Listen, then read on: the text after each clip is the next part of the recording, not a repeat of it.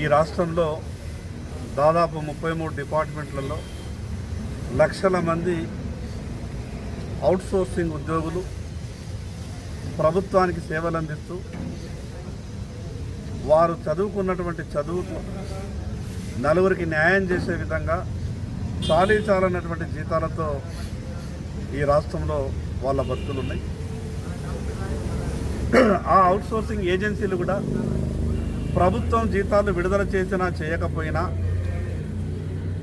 సంబంధిత ఏజెన్సీ ప్రతి నెల వాళ్లకు జీతాలు ఇవ్వాల్సిన అవసరం ఉంటుంది.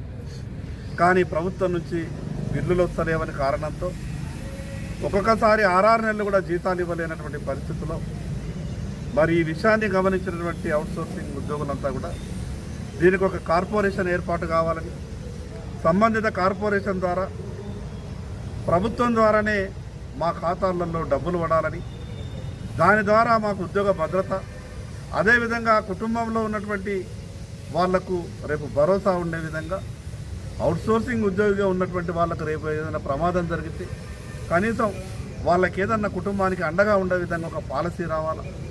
పక్క రాష్ట్రమైనటువంటి ఆంధ్రప్రదేశ్లో ఈ సిస్టమ్ అంతా కూడా అమలవుతా ఉన్నది. ఏరుకోరి తెచ్చుకున్నటువంటి తెలంగాణ రాష్ట్రంలో వాళ్ళకన్నా ముందే అమలు కావాల్సిన పరిస్థితి ఉంది. సరే, గత 10 ఏళ్ళు పాలించిన పాలకుల ఆలోచన విధానం ఒక తీరుంటే 15 నెలలు పాలిస్తున్నటువంటి ఈ పాలకుల ఆలోచన మరొక తీరుంది. తప్పకుండా వీళ్ళకు ఉన్నటువంటి న్యాయమైన డిమాండు ఉద్యోగ భద్రత కావాలని కోరుకోవడం తప్పు కాదు. ఉన్నటువంటి వయస్సు అంతా కూడా 17-20 సంవత్సరాలు సంబంధిత శాఖలలో ఉద్యోగం చేస్తూ ఆ 15-16 వేల రూపాయలు 17-18 వేల రూపాయలతోనే వాళ్ళ బతుకులు వెల్లదీస్తూ ఉన్నారు. నిన్న లేక మొన్న ఉద్యోగం జాయిన్ అయిన వాళ్ళకు కూడా 17-18 వేలే, 17-18 సంవత్సరాల నుంచి పనిచేస్తున్నటువంటి వాళ్ళకు కూడా 17-18 వేలు చాలని జీతాలతో జీవితాలు కొనసాగిస్తున్నటువంటి అవుట్సోర్సింగ్ ఉద్యోగులు వీళ్ళ సమస్యల్ని, మీ సమస్యని తప్పకుండా నేను రేపు వచ్చేటటువంటి శాసనసభ సమావేశాల్లో ప్రభుత్వ దృష్టికి తీసుకెళ్లేటటువంటి ప్రయత్నం చేస్తా. మీ అందరికీ ఒక విజ్ఞప్తి చేస్తూ ఉన్నాను. మీకు ఏ ఆపద వచ్చినా నేను తప్పకుండా మీలో ఒకటిగా, మీ శాసనసభ్యునిగా మీకు అన్ని రకాలుగా నేను నా వంతు పూర్తి సహాయ సహకారాలు అందించేటటువంటి ప్రయత్నం చేస్తా.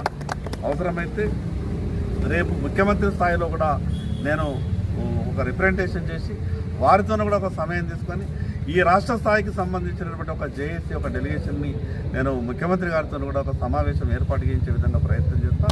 ఏది ఏమైనా మీకు అన్ని రకాలుగా నేను, నా పార్టీ భారతీయ జనతా పార్టీ మీకు అన్ని రకాలుగా మద్దతు ఉంటుందని ఈ సందర్భంగా తెలుసు. Thank you sir.